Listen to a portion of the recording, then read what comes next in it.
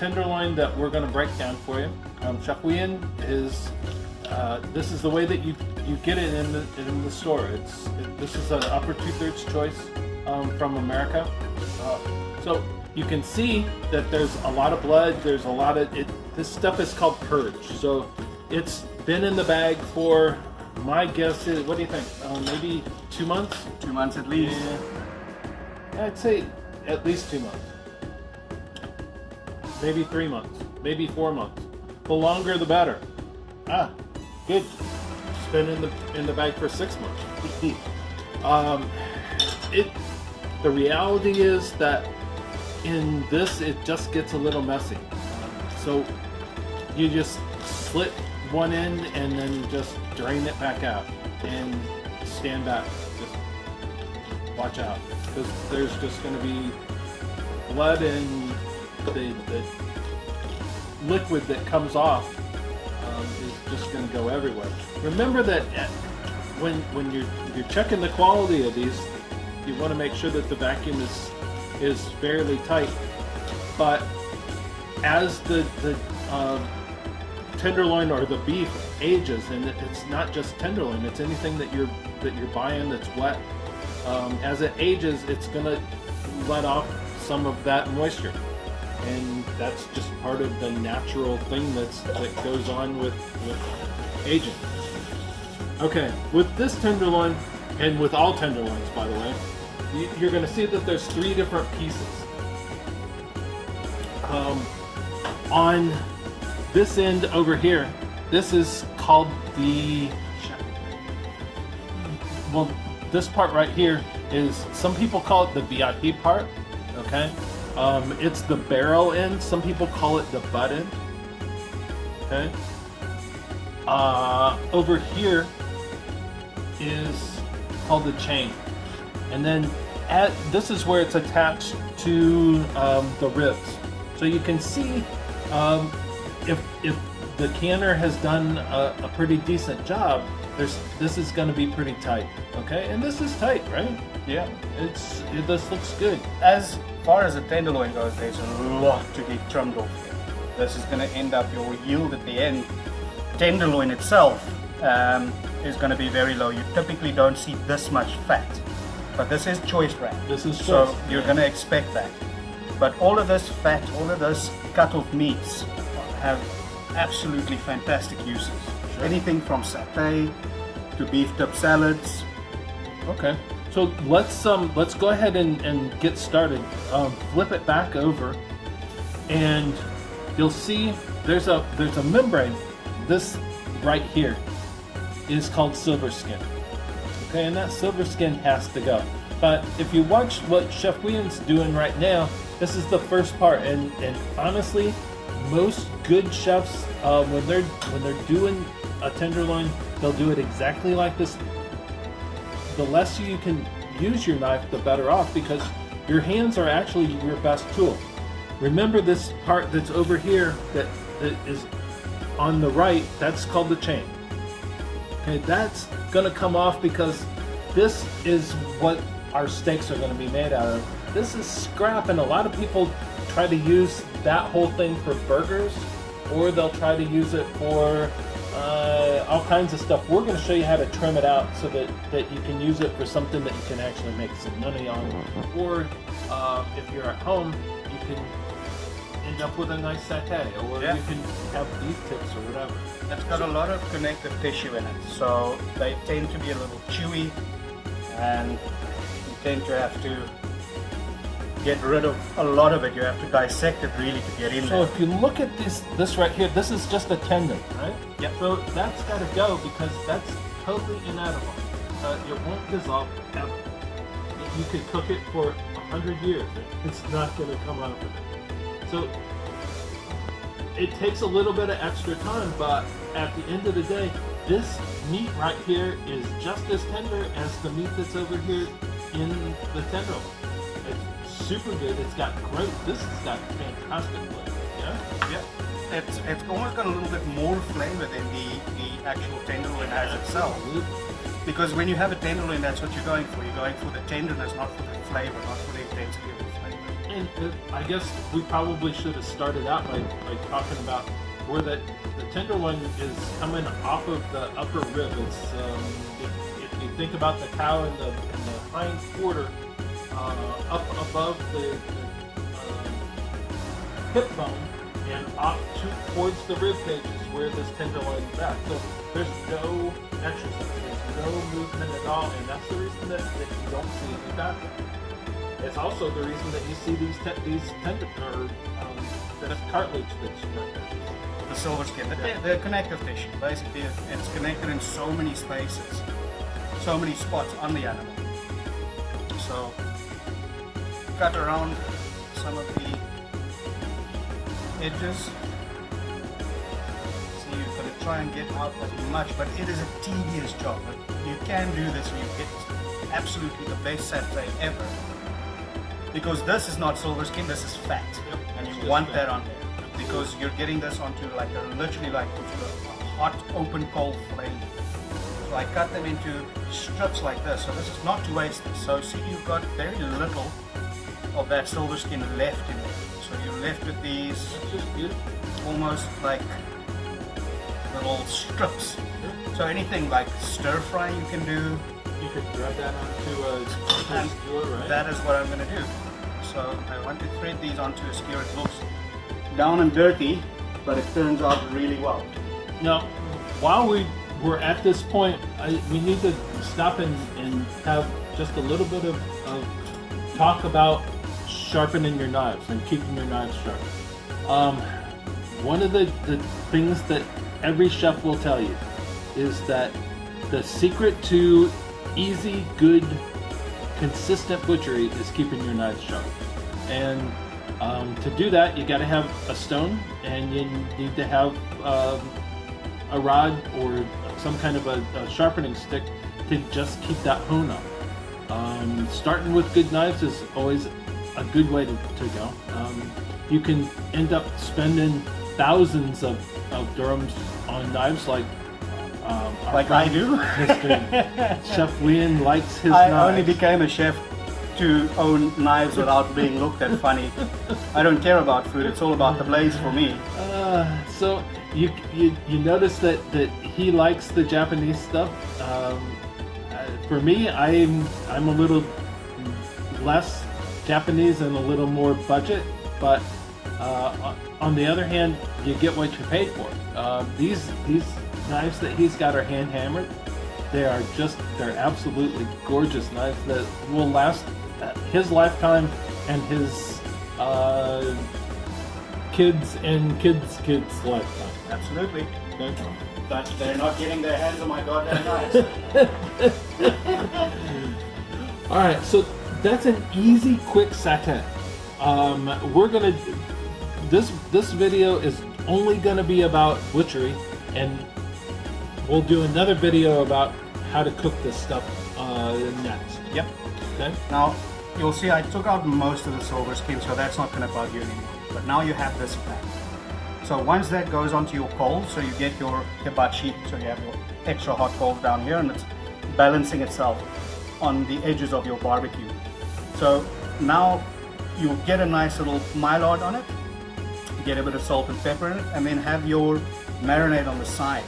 So when we cook this video, you'll see what I mean. We're not going to brush it on because you tend to remove all that's been, everything that caramelized nicely on there. And you lose that by using a brush. So you're literally going to take this skewer, you're going to have a flat pan with your marinade in it, take it off the fire, into your marinade, back onto the fire, and let that caramelize on. So that will come in another video. Okay. So moving right along, now we've shown you what to do with the chain. And there's lots there. And there's you can make a couple of these. Yeah, there's you can probably, really make a couple. Yeah, 3 or 4 that are still left. At least. You can make cubes out of it. There's just so many things that you can make out of it. Okay. So after this, now let's go ahead and show sharpening. So you need to maintain the edge of your blade. So in that sense, with Japanese blade, you tend to go 14 to 17 degrees angle, and with German blades, 18 and up. Yeah, I I go would all say. the way up to 22. Exactly. Okay. So the easiest way to do that is to gauge kind of the fingertip. So you'll get used to it. And with a stone, you get two grades. You get a rough grade and then you get a finer grade. So you start there to develop the edge. Right? I like to do a point down because I'm a very sort of I cut in a rocking motion always when I'm doing my preparation. So I like the edge to have that direction. So you can go up and down like most people do. So the up and down motion would be this. Now there's no hard and fast rule here, but you just need to get the entire edge, right? And it's important to kind of maintain that angle, but it's not, there's no specific straight motion. You'll see when you start doing this, you just want to get some of the metal off. You're just shaving some of the metal off to get a sharp edge, to get a really sharp edge. So you just maintain it like that, all right? My technique, however, is I like to go one single direction. I do it fluently as that. I'm the same way. I'm French trained, and the French tell you don't stop, just keep on going one direction. Exactly. And the thing about that is also you don't ruin your stone. People who tend to go up and down, who tend to grind, tend to do it only in the middle there, so you'll see their stones getting this little belly in it. So if you do this, you're starting from the edge and you're taking it all the way to the back edge. So you go from your tip to your heel is sharp. And that stone will last you 10 years. Exactly. Same then with the finer grain.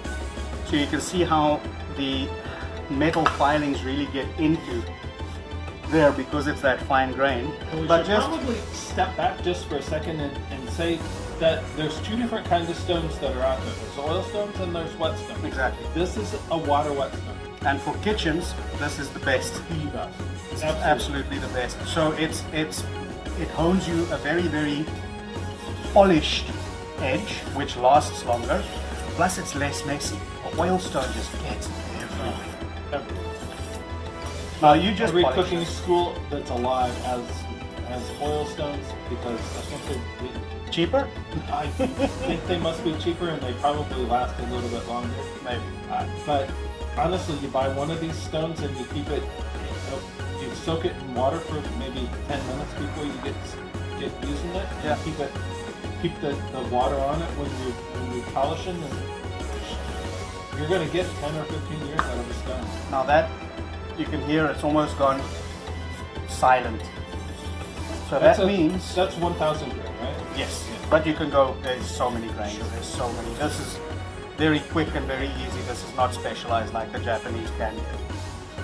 Okay, so now I've got my edge. So the edge is there. So now you want to make sure that you clean off this edge, because you see on my hand there, that's all metal filings that came off the blade itself. So you can't go from the stone to your meat to cut. You have to clean your knife properly. Okay, so let's just take a couple of seconds and talk about kitchen hygiene very quickly. There is none in this kitchen. Yeah, well, wash your damn hands. Come on, everybody needs to be washing their hands. Wash. If COVID has taught people nothing else, it's that people need to wash their stinking hands. And if you look at where disease comes from, it comes from dirty hands most of the time. So, y'all, wash your damn hands. Okay, enough of that. Okay, so here we are back with Chef Wiehan is with his stick now. The steel is a honing steel. This is not to sharpen your knife. This is once you sharpen your knife, it creates this slightly jagged edge on a microscopic level. So this just polishes that. So if you could see that the knife, the edge of this knife, after you get done with the stone, it looks kind of like this on the edge. Here, come back here. It looks kind of like this on the edge. And when you hone it, it's bringing it up like this. Okay? And that's what honing is all about. And to check the sharpness of your knife, if it gets stuck on your fingernail, you have a sharp knife. If it slips off, it's not sharp enough. You have a sharp knife. Okay, so let's go ahead and finish cleaning this up. Chef Wiehan's already pretty much pulled when he was taking the chain off, he pulled most of the excess fat off. Again, you don't see him with a knife in his hand because he doesn't need it. At this point, it's better just to use your hands because honestly, most of this stuff peels right off and you're going to end up with 0 waste. Okay? Now, this part, remember this little membrane right here, this is called silver skin. Okay? So what he's going to do next, well, he's got a couple of things that he's going to have to do. First of all, he's going to have to pull this part of the chain needs to come off. And you'll notice that it's connected all the way up, all right? And then it's going to curl around on the bottom. That's going to have to come out. So he can't do that with his fingers. He's going to have to use his knife just a little bit. As soon as he gets his paper towels, because he's a clean freak. This knife should have, because there's... I mean, it shows you just there's still going to be some purge coming off. Yeah, I mean, doing butchery is everybody glamorizes it, and it's just messy work. Okay, so additionally what you can also do, and this is not really like too common in fancy 5-star hotel, fine dining restaurants, things like that, is once you've removed this silver skin, that little tip there doesn't really amount into a mignon, a tornado, anything like that. So some people will take the whole thing off with the head, with the Chateaubriand. Take that off and turn it into a roast. Okay. Some people will do that. We're not going to do that. No. We're going to show you the right way to do it. Okay. So go ahead and pull the rest of the chain up. Now you notice that the only thing that he's using is the tip of his knife. He doesn't need to use anything other than the tip of his knife. He's kind of pulling the meat and letting the knife do the work. And the sharper the knife, the easier, well, kind of easier the work is. Okay. So he's just following the silver skin. You can see he's just pulling it and it just comes right out. Now it's just a straight cut. Alright. So that's still part of the chain. Okay? And what you did with that chain, either making saute or making tips, see all that silver skin that's on the bottom, you're going to have to do a little bit of work with that. Okay? Now go ahead and pull the head out. Okay, again, there's membrane there, so all you got to do is let your fingers do the work, okay, until you can't let your fingers do the work anymore, and then you use your knife. He's just going to cut right along that fat line. Okay, the membrane has shown him exactly the path.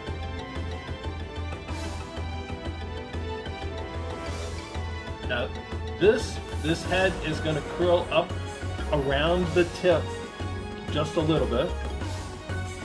He's gonna slice straight through. And don't just cut. Turn it, pick it up, reposition it. Take your time and do it the right way, and you'll have just no waste. Okay, this piece that's right here that he's got in his hands right now, this is called the VIP cut. This is what sometimes they call it the chef cut too. This is what most chefs will not serve to anybody other than their best customers. It's got more flavor. It's still very tender. Now it's got a little bit of connective tissue in there, and he's going to clean it up right now. There's one piece of silver skin that has to come off, and it goes against the grain, so it's just a little bit. You're going to get just a little bit of meat that comes up with it. There's one tendon that runs straight inside. He's going to have to get that out of there.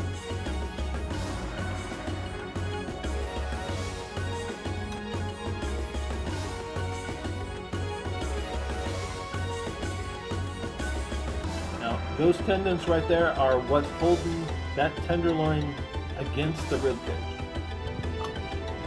So that's just tough as nails. You gotta get rid of it. But as soon as it's gone, there's nothing left other than very nice and tender meat. Okay? Now he'll square that up.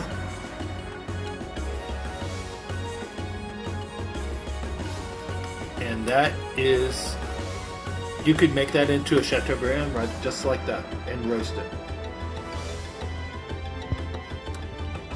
What do you think? I think, I don't know that I would trim hardly anything else. Go ahead. Want to keep that fat? I mean, I traditional. would leave.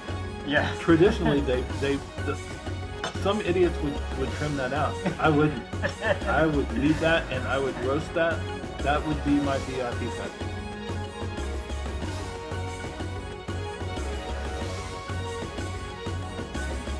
That's fantastic. Okay. There you go. That's the VIP cut. That now you could easily slice that in half, and you would end up with 2 fillets, not filet mignon, just fillets. All right, and we'll show you where the mignon part is next, because there's a big difference between fillets and filet mignon. So now we have 2 VIP cuts. Fantastic. What is that, about 200 grams? Yeah. Very close to it. Okay, so that's our first cheesesteak. All right, now remember this was the head end down here. Okay, the head came from right here. On the other side, the tail end is what's called the mignon end.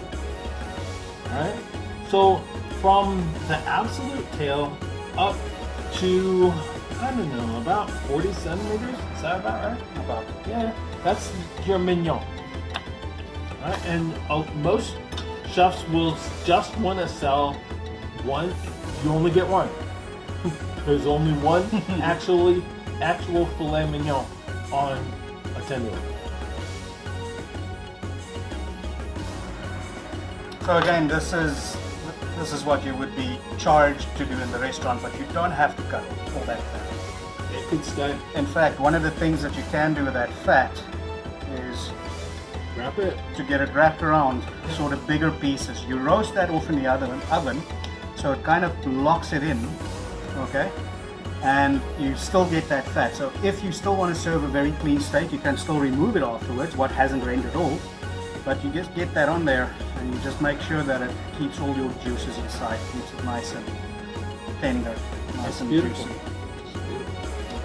Okay, so now off comes the mignon. As soon as it's got a little bit more cleaning to do, but now everything. This is you have your silver skin to pull off. Yep. So this silver skin is one membrane that's got to go. And So- this is, I still don't understand why people have a hard time getting this all out at the same time, but a lot of people can't seem to get it done. That's it. This is a little bit thicker, so it will not, this won't come off. And don't try and. If you pull up while you're slicing, you will have no waste. Okay? You look, there's no meat that came off with that. Some people will turn this upside down and try to pull the silver skin off just like you would pulling the skin off of a salmon. That's a mistake. Okay? That's a cocky chef thinking that he knows, but all you're doing is wasting good meat. So the one trick to do with this as well is to have like a less sharp knife. So it's sharp enough to get through the meat, but not sharp enough to get through the tendon. So unfortunately, in our case, Yeah, we only have sharp knives. we have sharp knives. So he's scraping, and his sharp knife wants to go through that membrane. So he has to actually, but still, there's next to no meat that's still left on that. All of this silver skin is inedible. It has to come off. No, it's- Otherwise, it's chew. Yeah, and it's important not to saw at it because you're gonna make for a bad looking cut. Right. So I'll do a little one just so you can get an idea. But if you get in under that silver skin and you start hacking at it like that, you see how it's... So you can see that there's it looks like a saw has been doing the work instead of a good knife.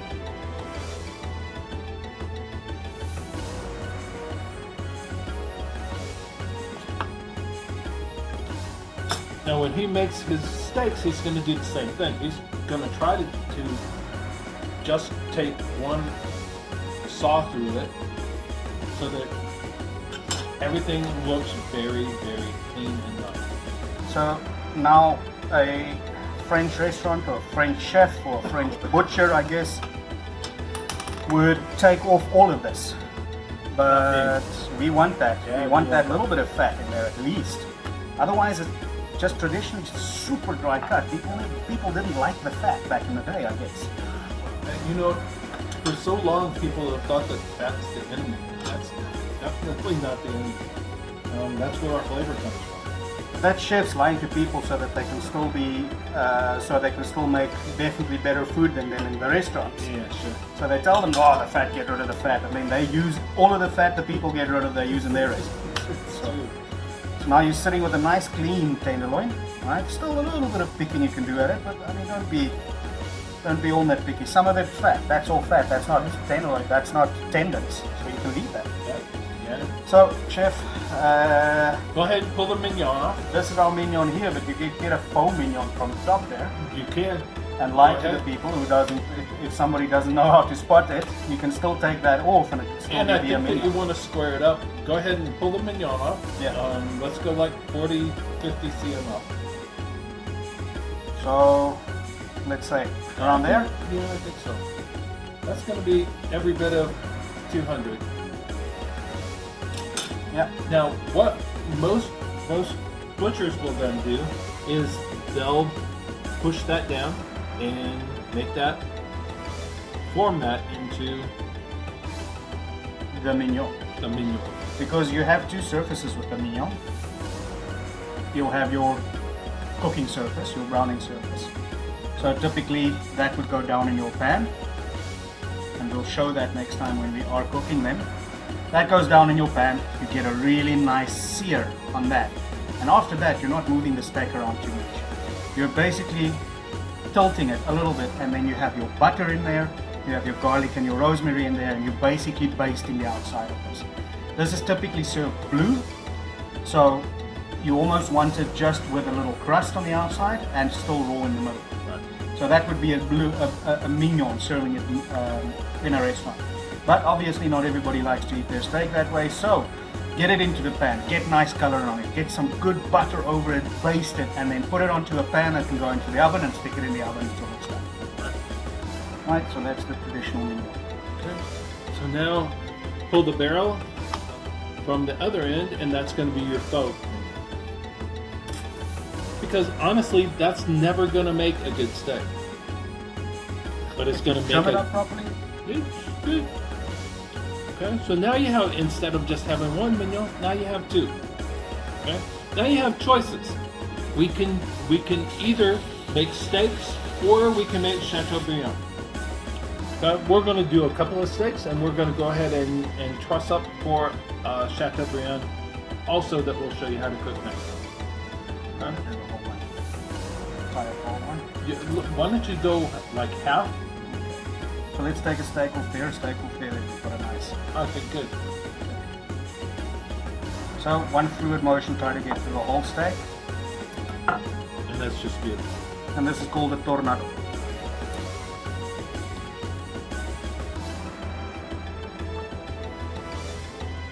And you notice that there's no cut marks here, right? It just looks. At it. It's just a fantastic looking. Now we've got six. We've made 6 servings. Okay. Typically you can get 8 or 9 servings, or 6 servings plus a Chateaubriand. Yep. Out of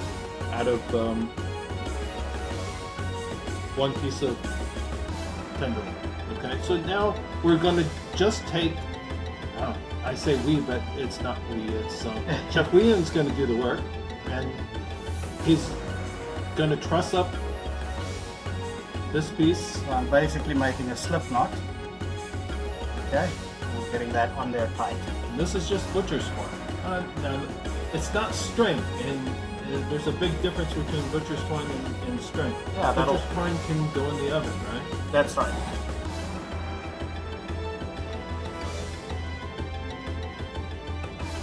So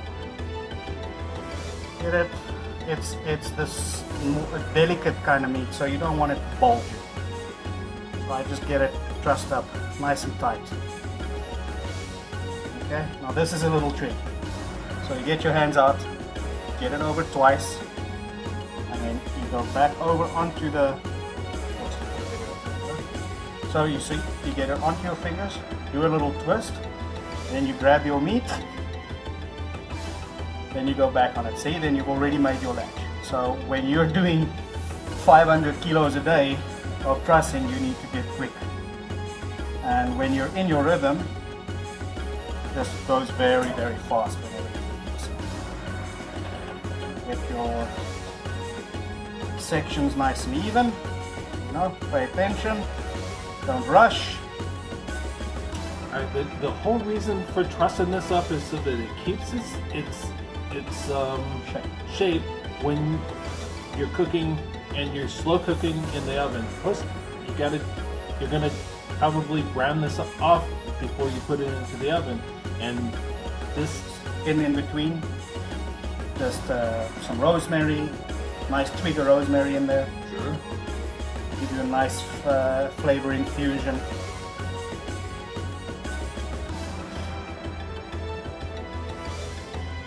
So that would typically be it for trussing, but if you want to continue on and you want to cover the other edge as well, then you can go around. Okay, getting it like that.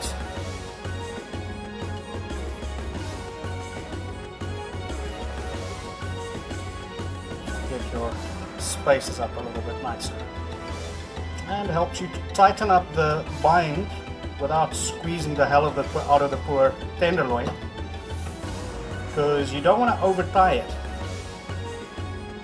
That might just, when it starts putting out, when it starts expanding and it starts twisting and taking shape, you'll just get cut it and leave it stuff meat. exactly. Good job. I used to be a chef. Finish her up. You have a little edge left over there. Tie it nice and tight.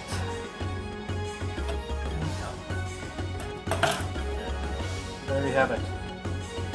Nice little trussed up tenderloin, tight and ready for the oven.